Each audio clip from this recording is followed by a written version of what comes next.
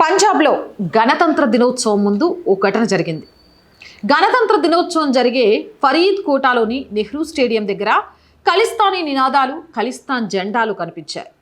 అలాగే railway station ప్రాంతాల్లో ఖలిస్తానీ అనుకూల నినాదాలు కనిపించాయి. దీంతో పోలీసులు మరింత అప్రమత్తమయ్యారు. గణతంత్ర దినోత్సవాన్ని పురస్కరించుకొని సాంప్రదాయం ప్రకారం ముఖ్యమంత్రి నెహ్రూ స్టేడియంలో జెండా ఆవిష్కరణ చేయాల్సి ఉంటుంది. ఇప్పటికే పోలీసులు ఆ ప్రాంతంలో గట్టి బందోబస్తు ఏర్పాటు చేశారు. అయినా ఖలిస్తానీ అనుకూల నినాదాలు రాయడం ఆ ప్రాంతంలో ఎలా సాధ్యమైందన్న ప్రశ్నలు వస్తున్నాయి. మరోవైపు ఈ ఘటనతో ప్రభుత్వం అప్రమత్తమైంది. జెండా ఆవిష్కరణ చేసే కార్యక్రమ స్థలాన్ని మార్చేస్తున్నట్లు తెలుస్తోంది.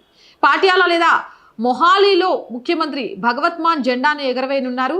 సిక్ ఫర్ జస్టిస్ చీఫ్ మరియు టెర్రరిస్ట్ గుర్పత్వన్ పన్ను ఫరీద్ కోటలో ఈ మొత్తం చర్య గురించి సోషల్ మీడియాలో ఒక వీడియోను కూడా పెట్టారు.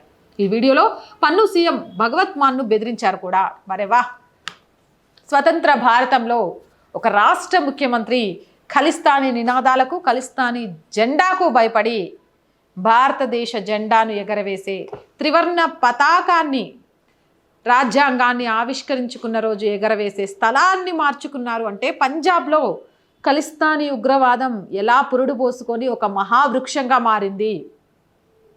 అక్కడ ముఖ్యమంత్రిని కూడా భయపెడుతోంది.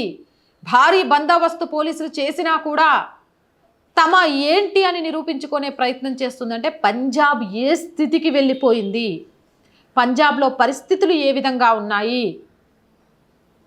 దేశం ప్రథమం, దేశం కోసం ఒక పక్క నుంచి బార్డర్లో జవాన్లు తమ ప్రాణాలను బలి తీసుకోవడానికి సిద్ధంగా ఉండి తమ ప్రాణాలను అడ్డుపెట్టి ఈ దేశాన్ని కాపాడుతూ ఉంటే, దేశం వెలుపల దేశానికి వ్యతిరేకంగా రాష్ట్రాలు భయపడే స్థితికి ఎలా వెళ్ళిపోతున్నాయి.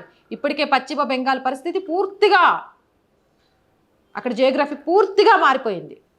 ఇక అస్సాంలో హిమంత బిశ్వ శర్మ ముఖ్యమంత్రి డైరెక్ట్ భయపడుతున్నారు. ఇప్పుడు పంజాబ్లో పోలీసులు కట్టుదిట్టమైన చర్యలు చేసినా, ఎక్కడికక్కడికి నిఘా వర్గాలున్నా ఖలిస్తానీ నినాదాల రాతలు, ఖలిస్తానీ జెండాలు ఆవిష్కృతమైపోతూనే ఉన్నాయి. చివరికి ఖలిస్తానీ ఉగ్రవాదులకు భయపడి జాతీయ జెండాను ఎగరవేసే స్థలాన్నే మార్చే పరిస్థితికి పంజాబ్ వచ్చింది.